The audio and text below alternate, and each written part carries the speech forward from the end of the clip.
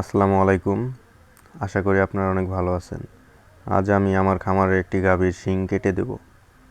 তার শিংটা বাঁকা হয়ে তার মাথায় ঢুকে গেছে। এই জন্যে আমি একটা এক্সো ব্লেড নিয়ে শিংটা কাটতেছি। খামারে অনেক কিছুই খেয়াল রাখতে হয়। আজ আমি এই শিংটা কেটে আপনাদেরকে দেখাবো কিভাবে গরুর শিং বেড়ে বাঁকা হয়ে মাথায় ঢুকলে আপনারা কিভাবে কাটবেন। আমি আস্তে আস্তে এক্সো ব্লেড দিয়ে শিংটা কাটতেছি। ছোটো ভাইকে বলছি যে গাভীটা ধর তুই। তারপর আমি আস্তে আস্তে কাটতেছি।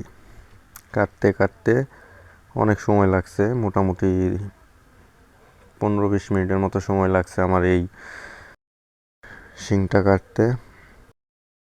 শিংটা অবশেষে কাটতে পারলাম। তো খামারে অনেক কিছুই যত্ন আদি নিতে হয়। আপনারাও পারবেন ইনশাল্লাহ। আপনারাও পারবেন ইনশাল্লাহ।